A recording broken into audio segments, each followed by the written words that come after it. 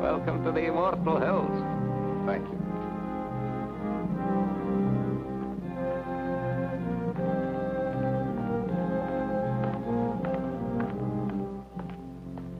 So, by way of making you feel right at home, Bobby. Mr. Chairman. Come along, sir. After you. This is your place now, you know. Of course. It isn't as if you was any stranger here, Bob. Yes, but somehow this place all looks different to me. Like I never saw it before. Well, maybe I never had to. It's cold as an icebox in here. Oh, that thing hasn't worked in years. Cement holds the wet, you know, makes the air a wee bit Christmassy. Won't bother you none once you get down to work. I'm not sworn in yet. Oh, that's only for show, sir. Now, let me see if I got the list of committee men right. First, Chairman Robert Kraft, yourself.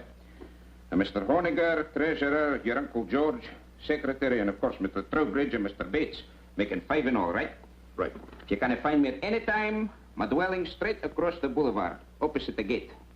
Makes it nice, living so close to my work. Now, would you like to see the sights, sir? Give the roof a chance to catch the heat. Mm-hmm. If you care to make a tour, it's a bit warmer outside. That's quite a map. Oh, yes, sir. That's a map of the entire cemetery, down to the weeest speck of dust. Here we are, and here's my shed with the row stone, and there's the gate you come in. Certainly kept it up to date. There's the new mausoleum on there already. Aye. Oh, yes, sir. This map's going to be a big help to you, Bobby. Suppose you got a customer and you want to know what ground we can show him. This is where the map comes in. One look and quick as a wink, you know who's where and what's what. It's them pins that makes it so easy. The black ones stand for the ones that is already there, and the white ones for them as has made their arrangements for the future. Now, for example, here's my place. Lovely, isn't she, Bob? There. Sun in the morning, but gets those trees to give shade in the afternoon heat. McKee, you've been on this job now 40 years, right? Aye. Well, I guess the committee's right. It's high time we retired you. Nothing to worry about. Full pension. You draw the same check every month. I'm to be paid for nothing from now on? No, you're to be paid for 40 years of devotion. And that's something. Anyone in mind to replace you? Oh, I hadn't given it much thought, sir, but, there must be plenty of young and hard-muscled toffs would give the right teeth for my shoes. It's a lovely place to work. You're outside, near Mother Air. Well, let me know if you find somebody. Oh, I will. Yes, sir, that's quite a map.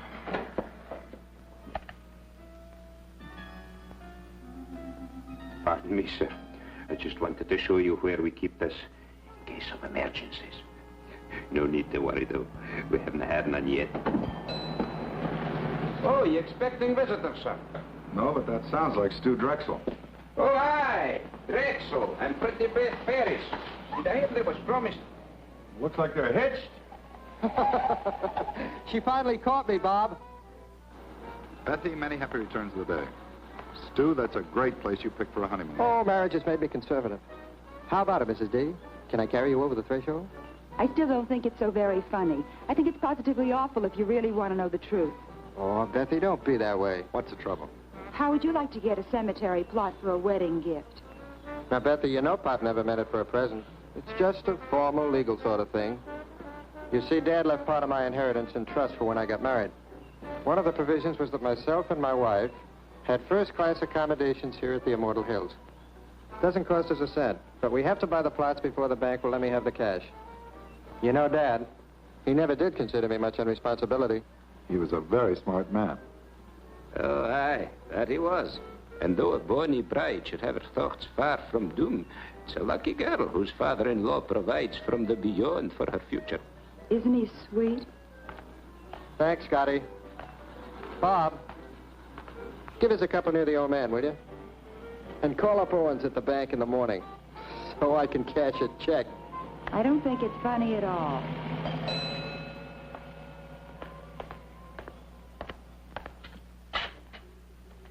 From the last administration, sir. Folks get a wee bit rocky when they come out here sometimes. Best to be prepared. Down the hatch.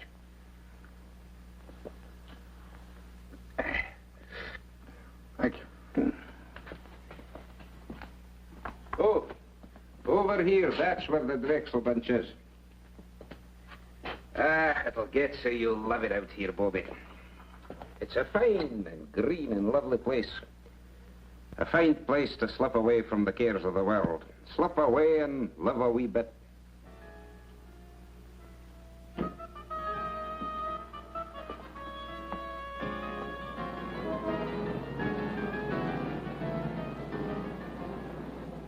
As retiring chairman of the Immortal Hills Cemetery Management Committee, George, I haven't got... it is now my very great pleasure to announce the appointment of Robert Kraft, president of Kraft's department. Now, George, don't shush me. You railroaded me into this. Now, wait a minute, Bob. It's your turn. Last year was his turn. The year before it was mine.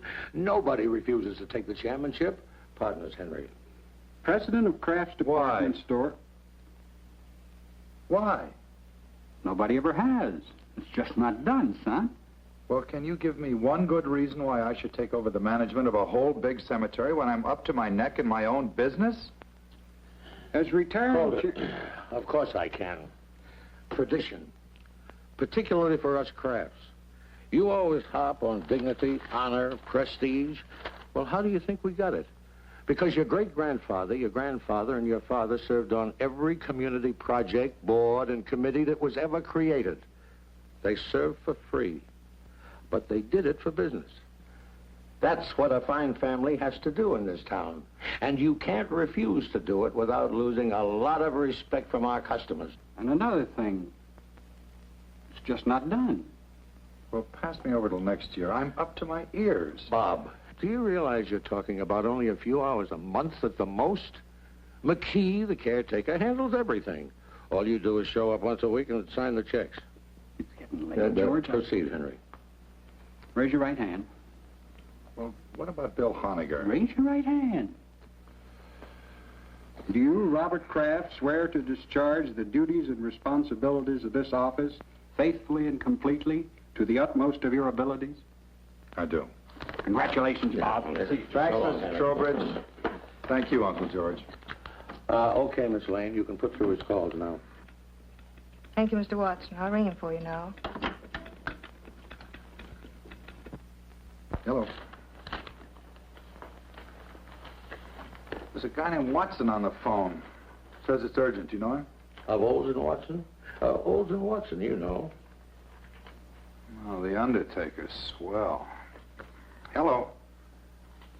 Well, thank you very much, Mr. Watson. I'll do the best job I can. Yes, sir. Oh, you're kidding. Well, sir, don't worry about it. I'll take care of it myself. I'll be there within an hour. Yes, sir. Thank you. Well, what about this ad? I have to wait. I'm sorry. Well, now, call McKee. You don't have to go up there every time. This is different. Somebody prominent? Stu Drexel and his wife. Stu and Betsy. No.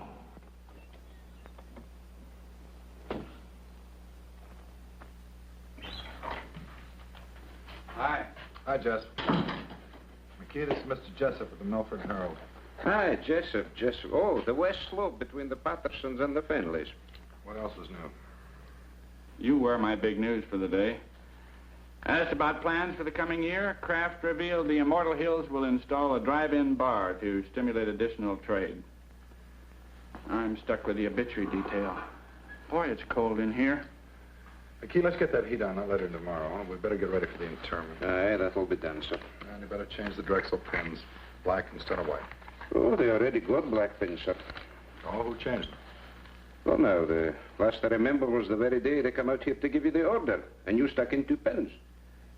Yeah, I guess that's right. I must have picked up the wrong color. Hmm? Well, nothing. It's just a little weird, that's all. What? Well, the kids came out here right after they tied the knot. They bought a couple of plots. Stu was complying with some technicality in his trust. And it was all very cute. We had a couple of laughs. And afterwards, I jabbed 2 pins in the map, white pins, I thought, just to make it official. And I hear today they've been killed. And the maps had them on the blacklist all the time. Okay, so what? Well, nothing. It just made me feel a little eerie, that's all. I think he means he marked the young couple for death, sir. Yeah, I guess that was it. That must have been the feeling I had. Well, it's funny what'll go through a guy's mind, isn't it? Do me a favor, McKee. If he starts fooling around with those pins again, be sure he stays away from the west slope, between the Pattersons and the Finleys. Indeed, I will, sir. Hi, Annie. What are you doing out here? I had a luncheon date, but I was stood up. I know a nice little place down the street. I just might take you up on that. I won't hold my breath. George told me about Beth and Stuart, and I just had to see you. Made me think how lucky we are just to be alive and together. And this is Mr. McKee. This is Miss Craig, my fiancée, Andy. How do you do? Miss, would you be wanting me for anything else, Bobby? No, thanks, Andy. Bob. What's wrong? Well, nothing. I'm just a little depressed, that's all, but you'll take care of that. And I kept wishing we could keep our appointment. Oh, rendezvous, if you don't mind. Your gray flannel is showing. Actually, do you know what made me turn around and come here instead of going home? Mm-hmm. Well, I was driving along, feeling rejected. Mm-hmm. And then all of a sudden I saw you very clearly in my mind. Bob, it's just that you're too attractive. After all, president of a department store and in charge of the Immortal Hills. Irresistible. I saw you and I heard you. Lunchtime, Annie. That's what you said distinctly. Lunchtime, Annie. Well, I can do better than that, I hope. Oh, you did. You said, I want you. And I need you, and a whole lot of lovely things I'd be embarrassed to repeat. Yeah. You know, just about the time you were seeing me, I had you on my mind. That's amazing. No, I mean it. And I don't blame you for not wanting to repeat what I was thinking. We better go to lunch or get married. Or I can just as easily join Jess at that little spot down the road he spoke of. We regret the management does not permit exchanges once the merchandise has been purchased. Then I'll freshen up.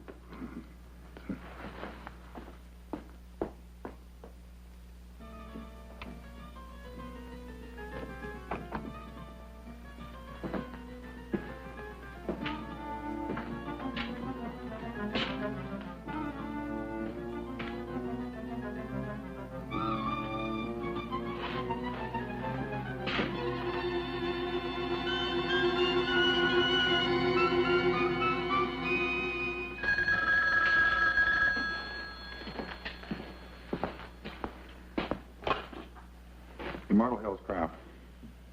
Hi, Carl. No, terrible. No, I'm sorry. The funeral's been confined to the immediate family. Yeah, all right, Carl. I'll see you later.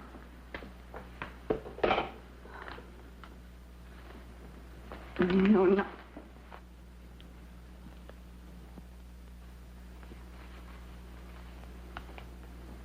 Yeah, you're right. What? You're right. We are lucky to Lucky to be alive. With each other. Come on.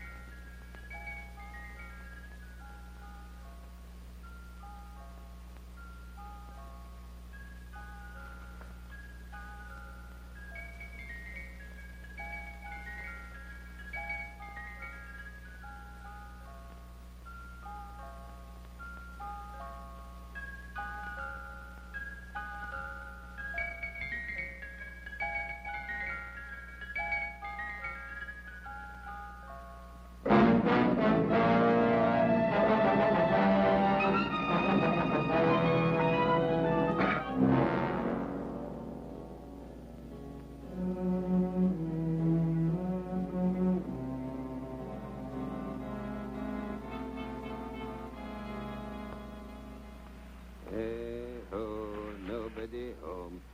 Eat nor drink nor money have none. Still, well. Hey, Bobby! Be happy. Hey-ho. Ah, I picked the Strexel stone for glass. Fine and rich and swirly. I'm a granite man myself. Bobby! I've got a surprise. Found your replacement. Oh, well, no, not yet. But I'm scouting the countryside. This is far sweeter.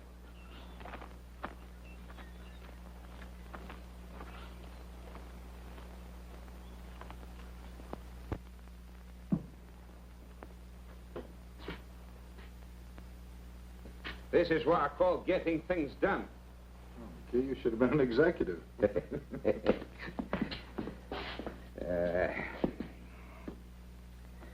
Hey, best take off your coat, Bobby. You'll be getting overheated.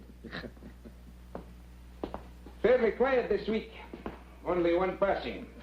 Now, if you'll just sign these. Let's get rid of these flowers. Oh, aye, they smell a wee bit sickly. I was hoping to keep them for the burial this afternoon. We need much help? Oh, no, this is just an average funeral. They don't come like the Drexel doings every day, thank the Lord.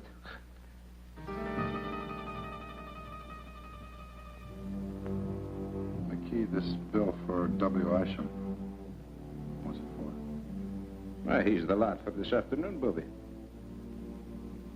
Oh, no need to look so sad. Willisham was the same age lad as me. Oh, there's something I've been meaning to tell you. Mighty queer it strikes me, Bob. I went to the map just after we got the news. They changed Willisham's pin to black.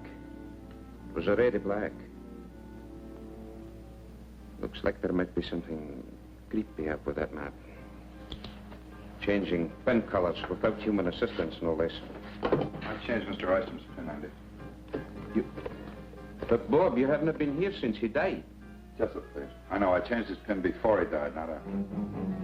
Jess, it's Bob Kraft. Can you come over here right away? No, I'm at the cemetery.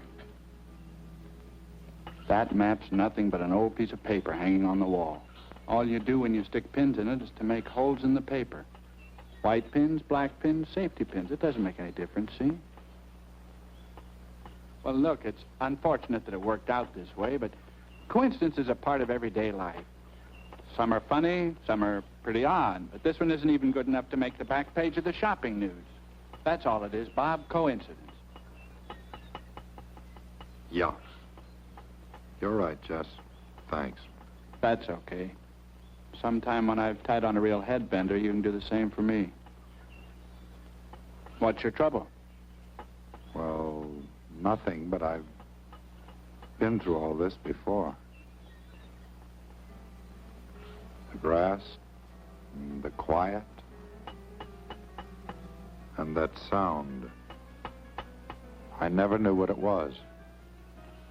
It's the sound of a name being cut into a headstone. Yeah, I've heard of people who thought they'd been through the same bit before in their dreams. I think it's even happened to me. What would you say if I told you this happens to me regularly? Ever since I was a child. Sometimes as often as every other week. I'd say you were sensitive or exaggerating. Third floor sportswear, 9280 gross. Compared to 8500 as the same date last year. Basement sportswear.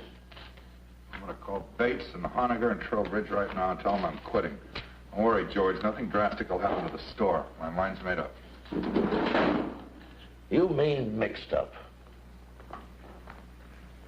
I've lived in Milford all my life, and I can't remember any man who ever let that place get the better of him. Why, when I was chairman, I'll bet I stuck the wrong colored pins in that thing a dozen times. If I ran out of one color, I used the other. You've only been down there a couple of times. George, I put black pins in the map for the Drexel couple the day they were killed. Now, I didn't think anything of it at the time.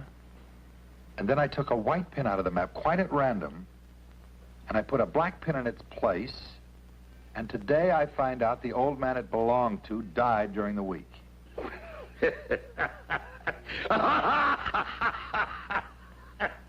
Bob, that's terrible. For heaven's sake, Bob, everybody loves a ghost story. Where's your sense of humor? You don't really believe that stuff you're telling me, do you? No. But I still think I may be learning something about myself.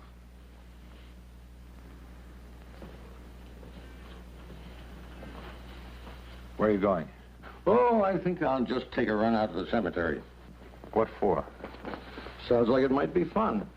After all, I've been trying to find some way to wipe out our competition for years. Good night, George.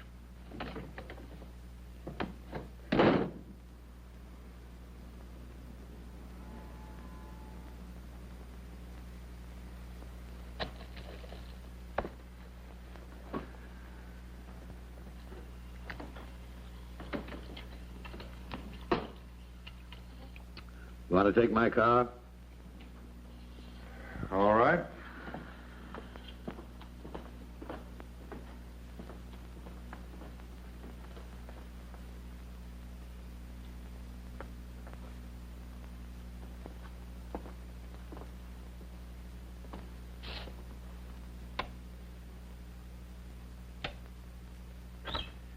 Won't be but a moment, sir.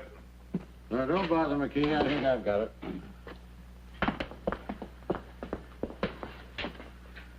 Oh, that'll be all, McKee. Is everything all right, Wilby? We'll see you later, Andy. Well, the place hasn't changed a bit since I was chairman. 2 more pins in the map. Black ones. White ones, too. Sit down and relax, Bob. I think I can get this whole thing cleared up for you. What are you going to do? I'm going to convince you that there's nothing out here for you to worry about. George, let's forget this. Bob, I said I'm just going to convince you. Well, George, suppose you took Henry Trowbridge's white pin out and put a black one in its place, and tomorrow morning he turned up dead. It's not a chance. Well, I know not a chance, but suppose by some weird coincidence it happened. Now, it's happened to me 3 times already. I deal strictly in facts, son. I don't go for this coincidence bunk. But if Henry Trowbridge even looks a little peaked tomorrow, you can resign and I'll back you up. Now, Henry Trowbridge, let me see if I remember. I just mentioned Henry as an example. Now, you're not going to use him. Well, Henry's as good a choice as anybody, considering he directly preceded you as committee chairman. Wait a minute, George. You better let me put the pin in. If you do the honors and nothing happens, it won't be quite as conclusive. By all means, let's not diverge from the established pattern. But I'll have you know, I was no slouch when it came to pinning the tail on the donkey when I was a kid. No reflection on Henry. Go ahead, Bob.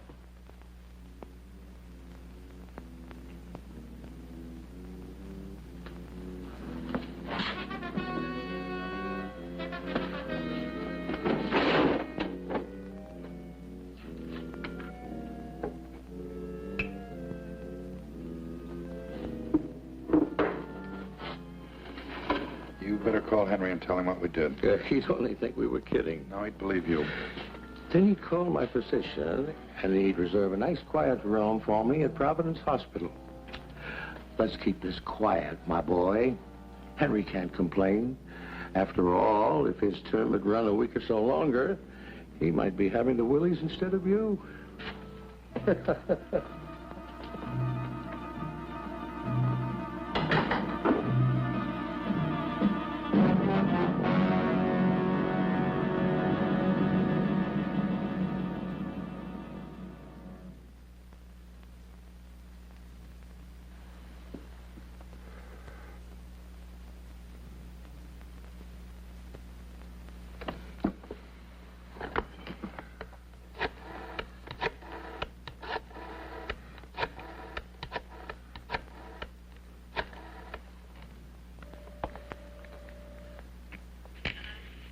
Hello, Miss Trowbridge. This is Bob Kraft. What are you doing up so late?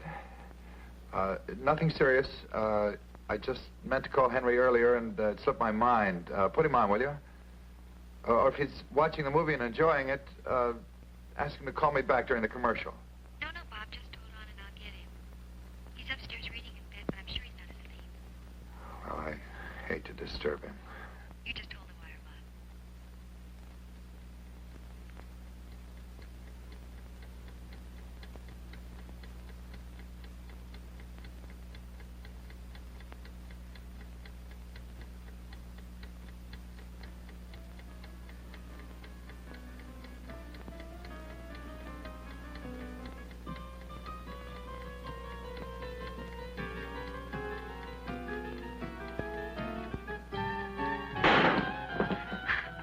Hello, Henry?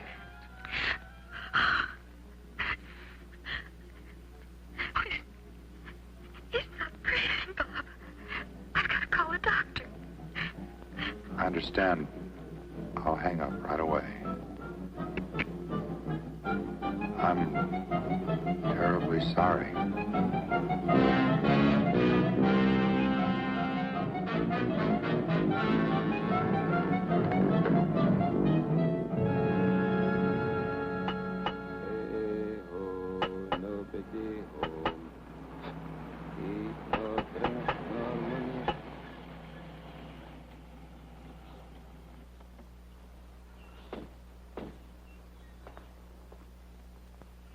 Wait here. This won't take long. Morning. How do you do, sir?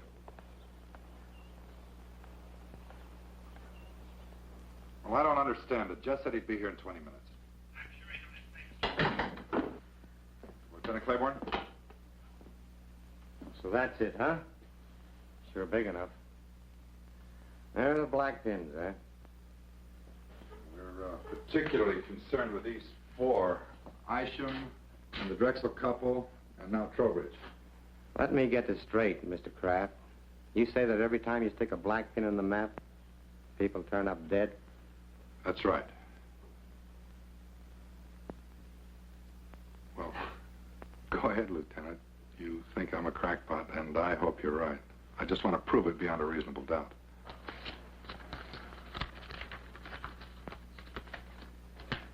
Stewart and Elizabeth Drexel, DOA, Emergency Receiving Hospital, result of highway collision. William Isham, cause of death, cerebral hemorrhage. Henry Trowbridge, coronary thrombosis. Well, the rule is this. Where no evidence of homicide exists on initial investigation, the matter will be dropped. Investigated, found nothing. Sorry. Jessup? What's new, or should I say real? Nothing like murder, if that's what you're after. I'm sorry Bob saw fit to disturb you, Lieutenant. No harm done. What do you make of it, Jess? I keep telling him it's just coincidence. Yeah. If I were you, Mr. Kraft, I'd take a week or two off. Take it easy. You forget all about it. If you're going to use the story, kindly refrain from mentioning my name. I know. Lieutenant Claiborne, with an E on the end.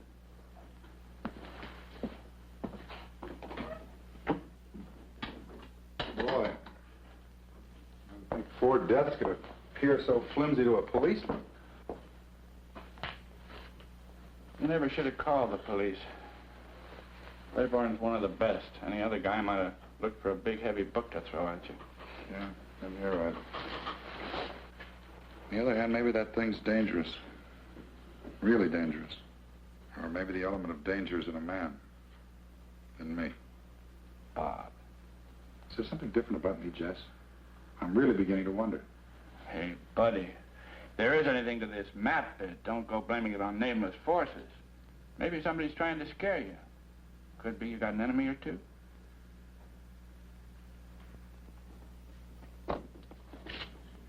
Somebody using your desk, George.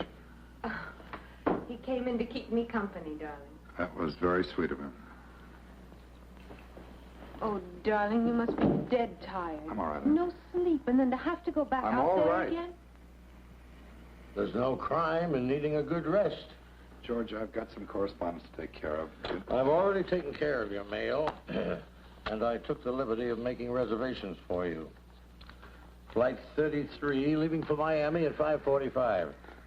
My pal Sanford owns one of the finest hotels on the George, thanks anyway. There's nothing I'd rather do, but I can't possibly go now. Bob, I gave you my word. If anything happened to Henry, you could resign. I talked to Charlie and Bill Honiger, and they understand completely. It's all fixed, son. The situation's changed. Until this thing's cleared up, I'm not about to resign. Oh. And when you tell the others, ask them to meet me here in my office, 7:30 tonight. Awfully short notice. The committee can't just ignore what's happened. I guess you're right. Darling. And I'm sorry, I didn't mean to snap at you. Now, why can't you resign? Well, because possibly something real, unreal, I don't know, is waiting to kill one of us every time I jab a black pin into that map. Bob, if you're talking about Henry Trowbridge, the poor man died of a heart attack. Heart disease is the country's #1 killer. Maybe not in Milford. Oh, Bob, you can't mean that that map is literally killing people? No, Ann, maybe it isn't the map. Well... What about the other day? You saw me, you heard me. Lunchtime, Annie, I want you, I need you. Bob, I was obviously trying to bring a little romance into our very dull and dismal lives. No, Ann, don't try to deny it. I now. do deny it. Bob, I love you. I'm not in any sort of occult thrall to you. Hey, can't you take a joke?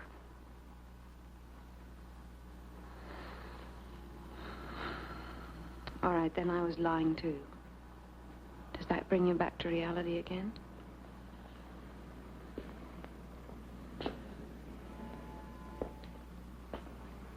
Bob,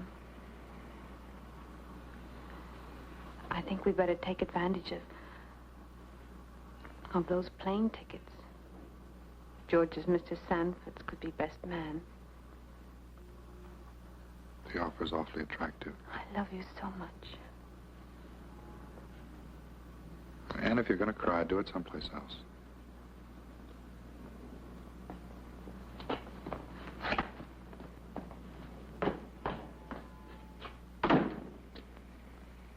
Now, Bob, it's real simple.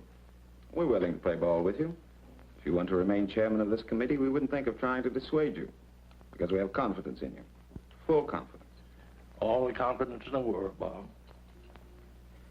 Now, all we want before we break this up is a promise from you, Mr. Chairman, that before you turn in tonight, you'll go out to the cemetery. Now, let me finish. You'll go out there and change my white pin to black, and Charlie's and George's. Just as simple as that. And then go home and go right to bed. No, sir. You're not the committee, Bob. You're only our chairman, with the duty to carry out the will of the majority. We feel that you should do as Bill said, because it'll put an end to this business once and for all. Otherwise, we'll do the resigning right here and now. Well, let me sleep on it. Let's all sleep on it. I don't think you people realize what might be involved here. Motion defeated. Tonight. Well, your devotion to the principle of majority rule moves me deeply. Okay. And good night.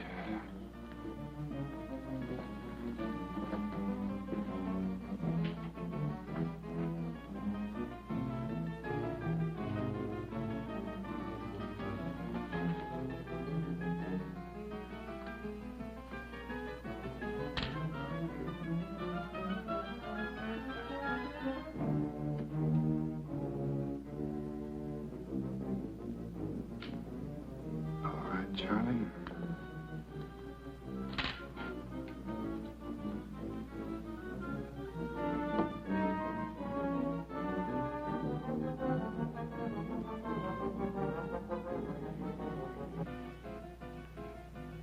Here goes nothing, Uncle George.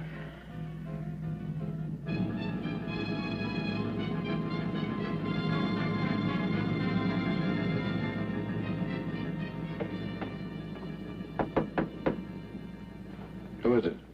It's me, Bobby. Open up.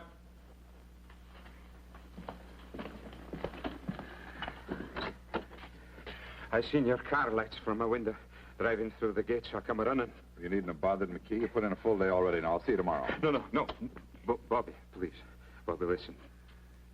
When you locked and bolted this place, I said to myself, now there's a man who knows his business. That's what I said.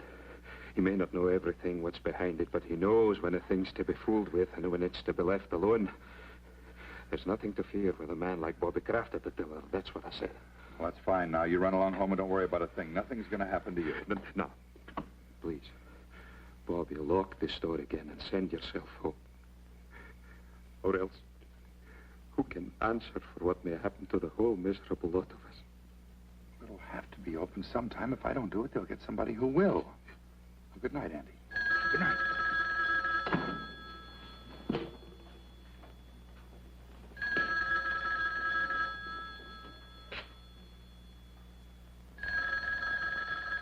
Andy, go home.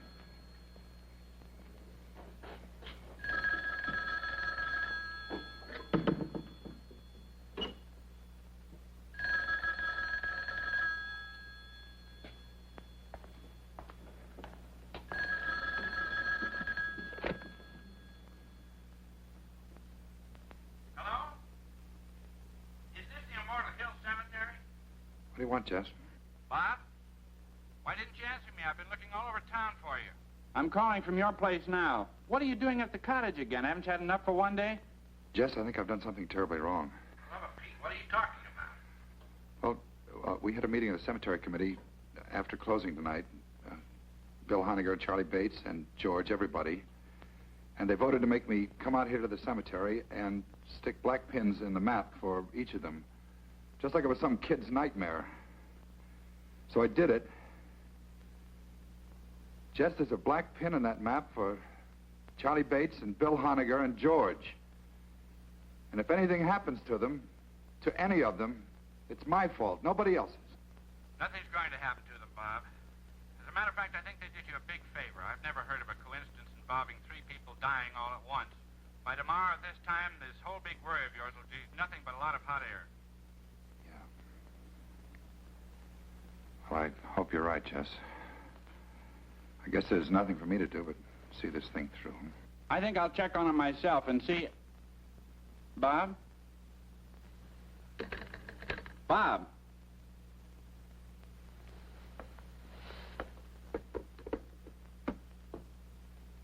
Honegger, Bates, and George.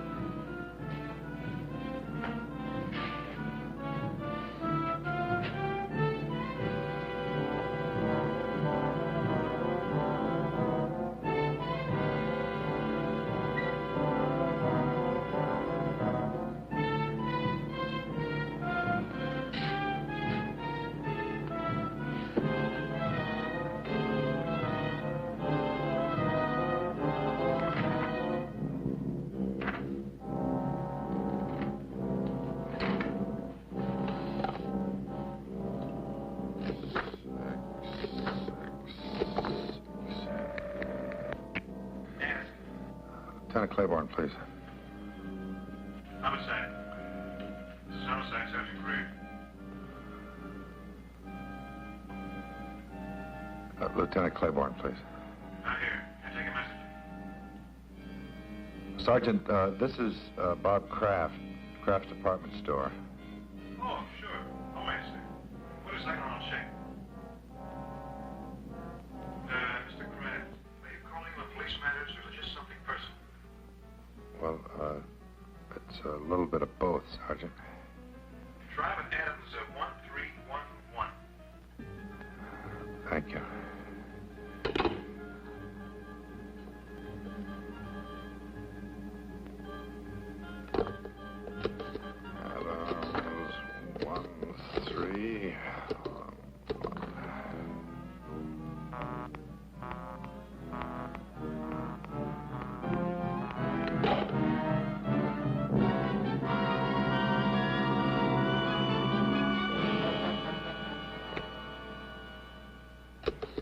Adams 1311. Adams 13.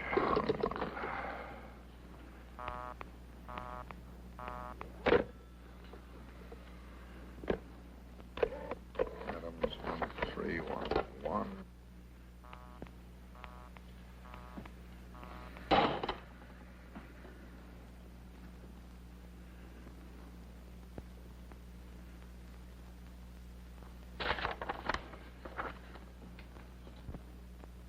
Bill Honiger, Adams 1311. Adams 1.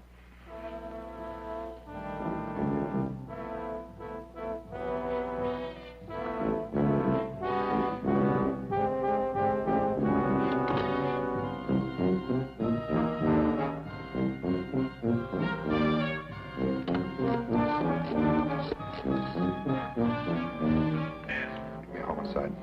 Yes, sir. Homicide. This is Bob Kraft speaking. I can't get through to that Adams number. No. Claiborne's at that number, and it's imperative that I speak to him right now. Well, sir, just a second, sir. I think he's reporting in on another line. They've been trying to get you, but your line's been busy. Hang up and I'll call you back right away.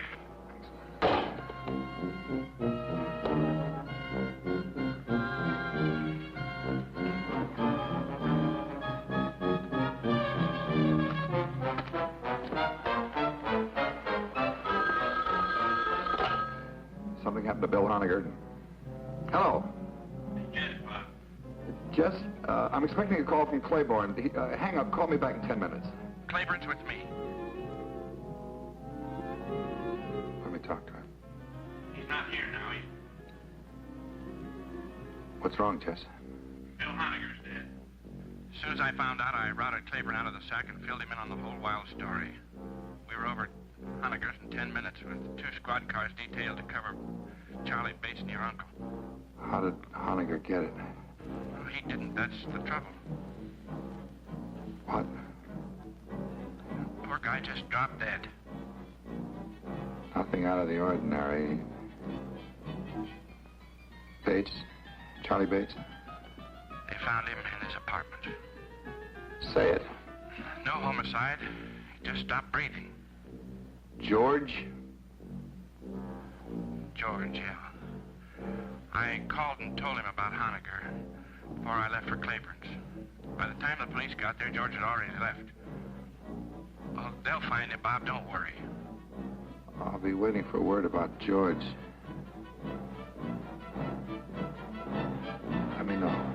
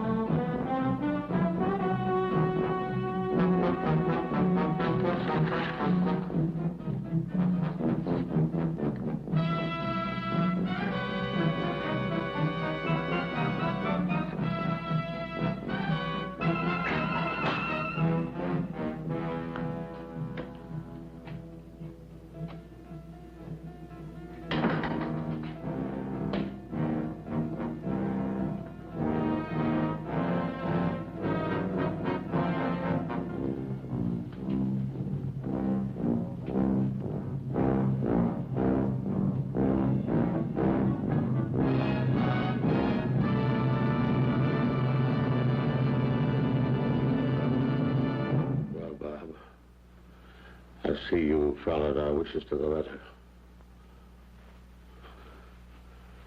Come on. I'll drive you home before you catch pneumonia. You three men made a terrible contribution to this town tonight, whether you meant to or not. I'm not going anywhere, Uncle George. I'm staying right here.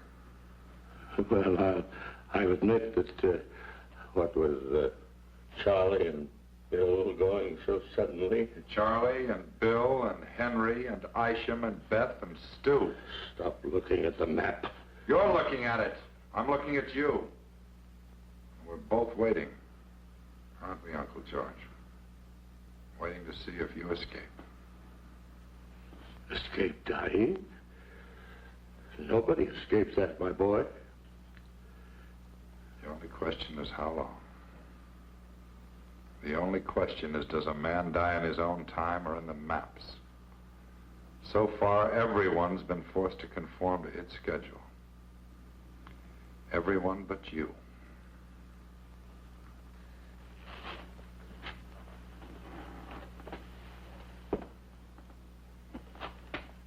That puts me back on schedule.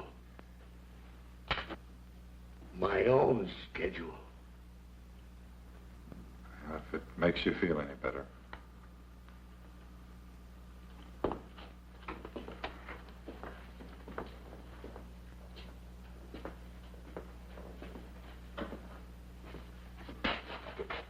Let me tell you something. From now on, if you want to see me, you're going to have to come down to the store. I won't make another special trip on your account. The next time I see you, George, we'll both be right here.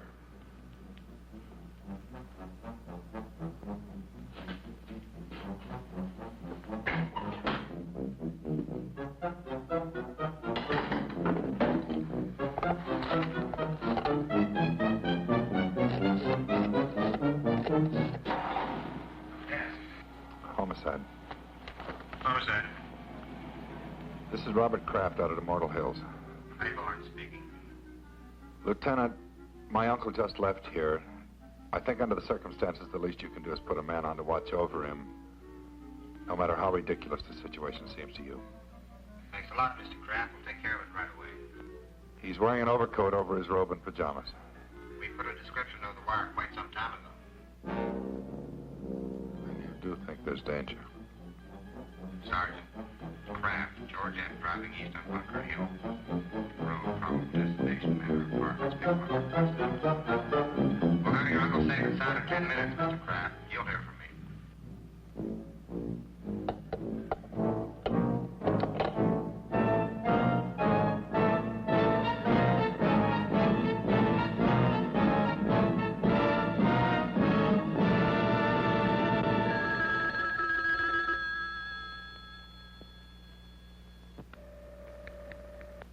Are you sure your uncle was out there tonight? You didn't just think you saw him?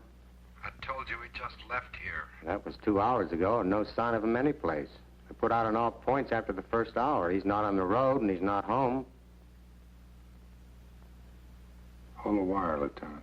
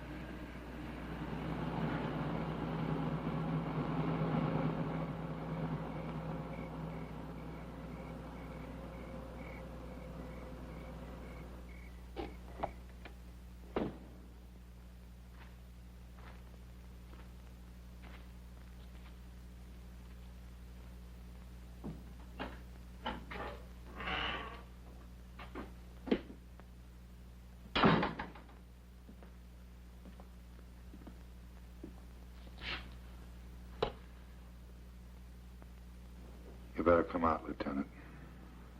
He's still here.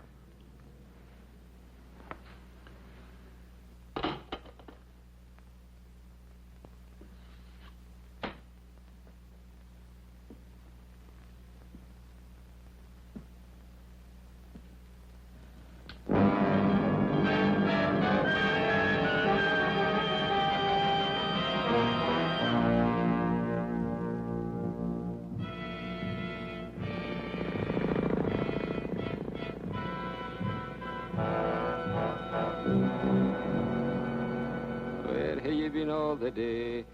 Randall, my son. Where have you been all the day? Andy! Someone. I've been out hunting, mother. I've been out hunting, mother. Make my bed soft, mother. Make my bed soon, for I'm sick. Andy!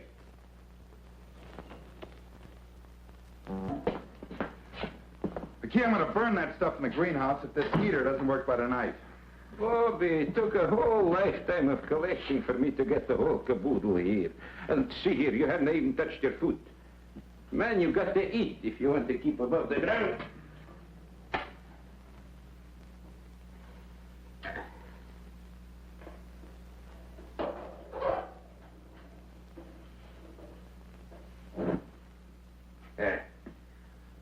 Lights for me, Bobby. Of course, I can't answer for what happens after sundown.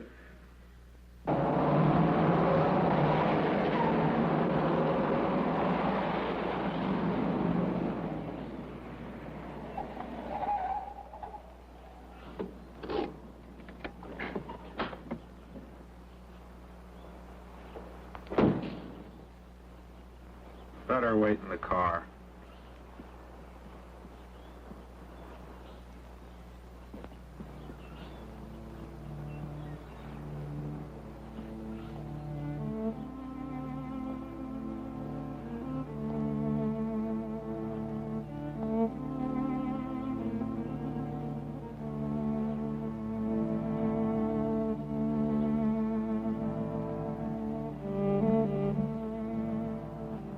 Irresistible.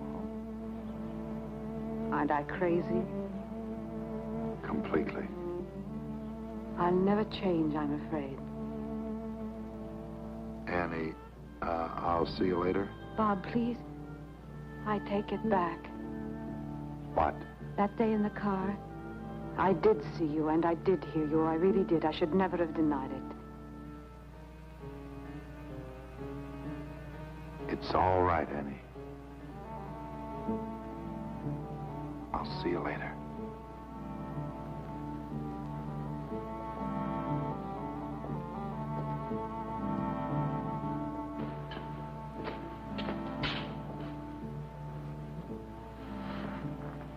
You have a party named Jacob Mittel someplace in the map? M-I-T-T-E-L. William Porter? Sure.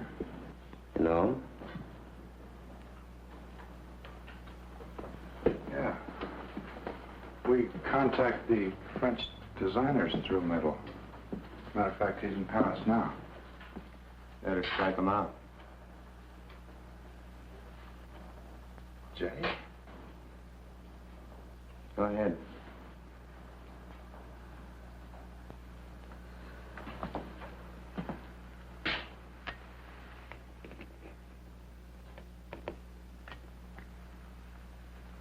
How did he die? He isn't dead. At least not yet.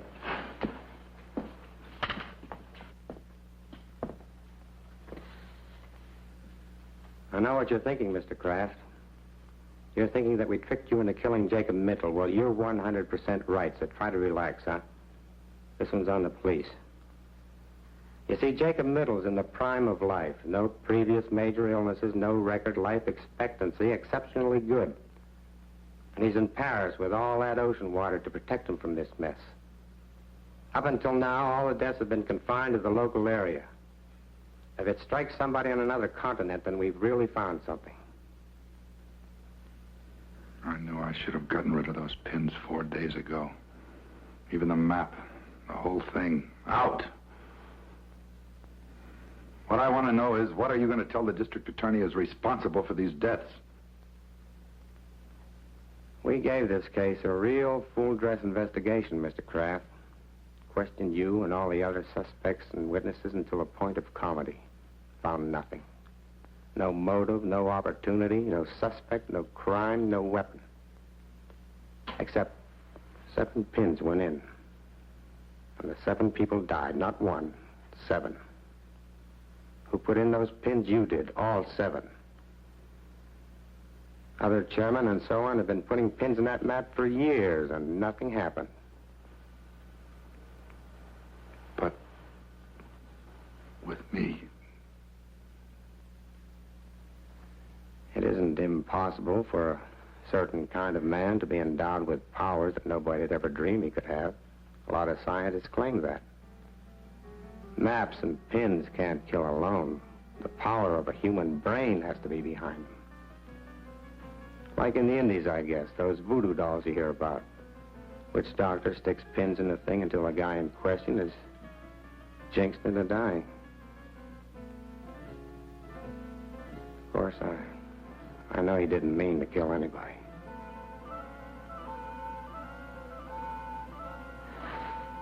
I have to get back.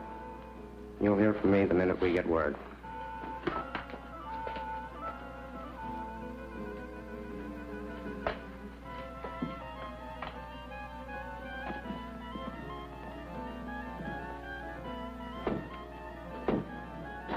I think I'd best be running along, too, Bob. I think so.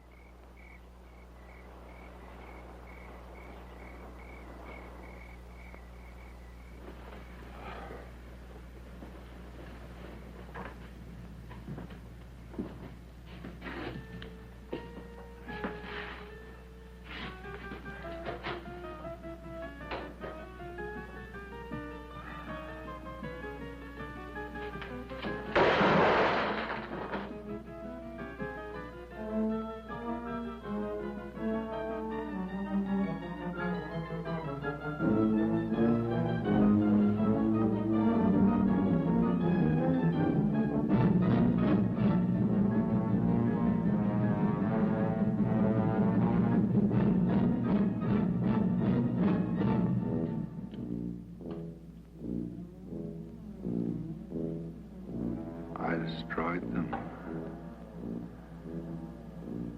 Something in me killed them. Something in me.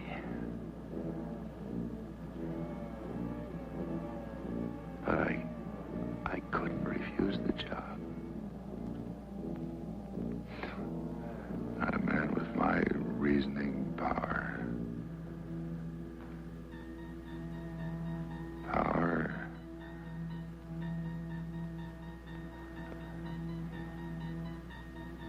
If I have the power of death using the black pens, then I must have the power of life using the white ones.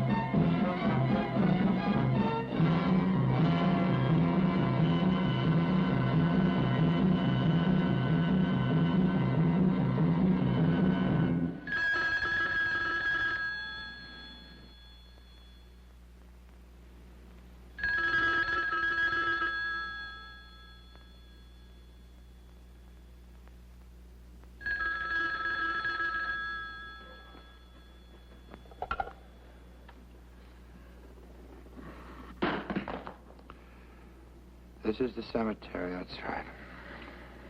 This is Rosamond Middle. Rosamond, I don't... Yes. Can't you hear me? This is Rosamond Middle. Jay's wife. Rosamond, yes.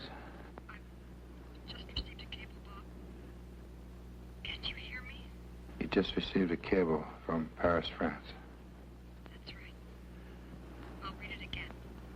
Regret. Jacob W. Middle died in Hotel Royale.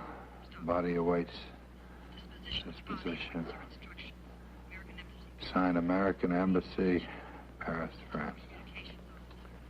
That's right. He died there. Died in Paris, France. Died. Jacob W. Middle. Impossible.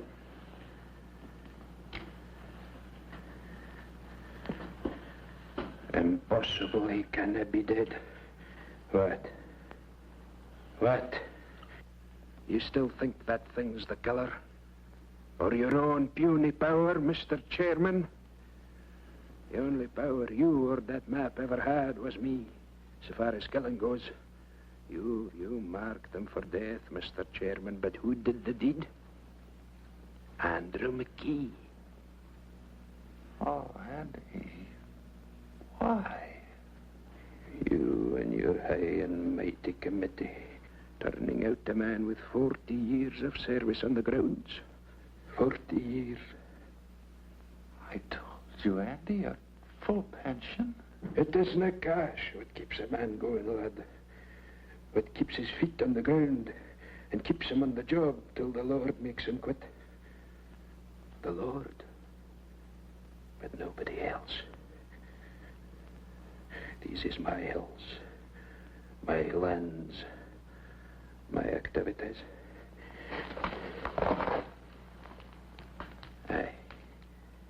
We come a long, dark road to put this gun to your head, Bob. Andy, we never tried to take anything away from you. Aye. I made sure of that.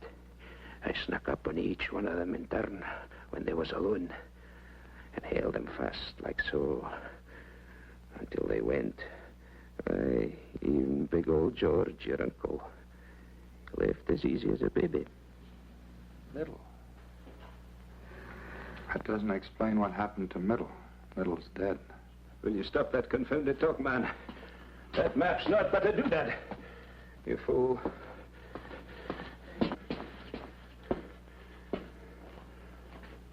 There is nothing to fear here.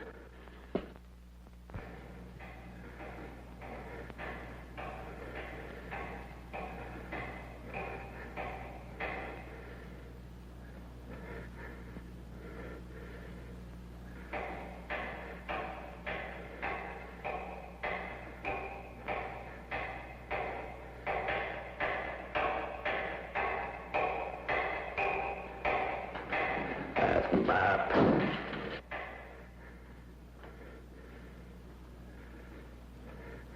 Andy, talk about something else, quick. It's important. We're finished with talking. Finished you are with maps and pins black and white. Talk about something else, I said.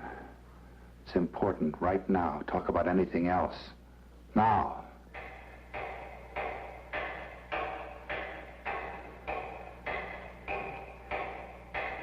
Why?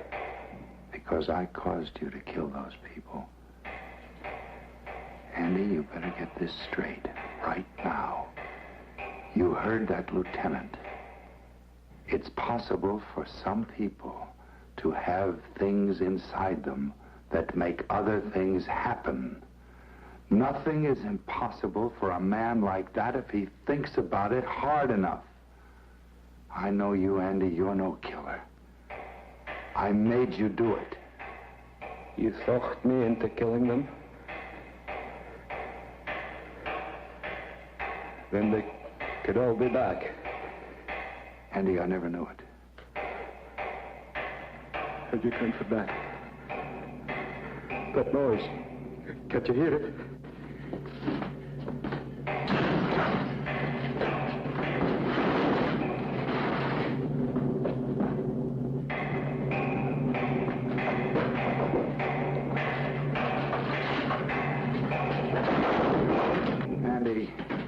Andy, stop. There's nobody.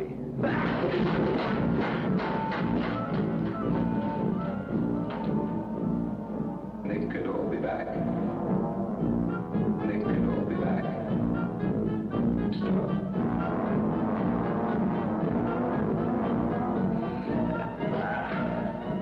Don't look take me, sir. Go away.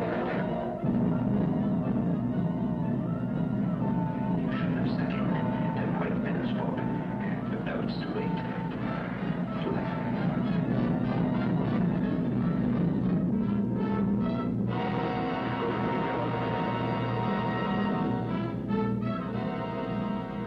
A little fight. Give me all the fight.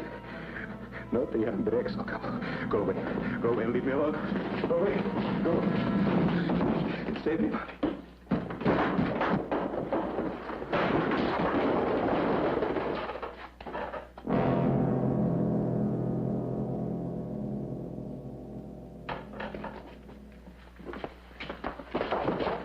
He's dead, Lieutenant. All right, forget the normal procedure. Get him out of here.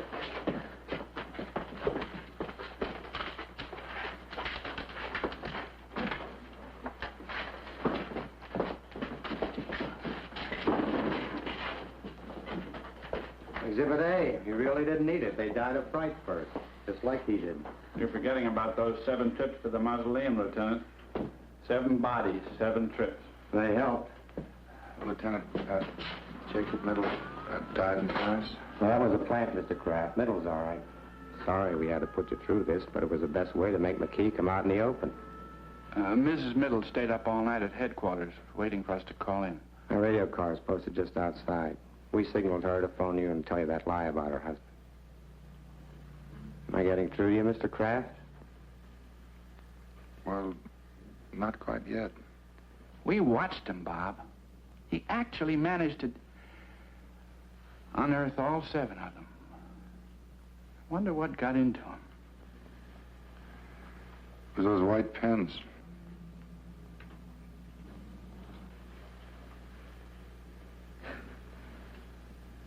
It was.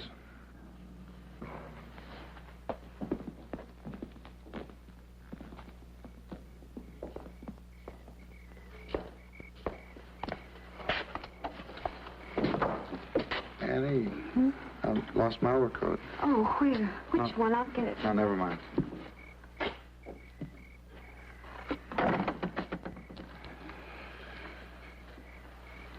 I think I can find it myself.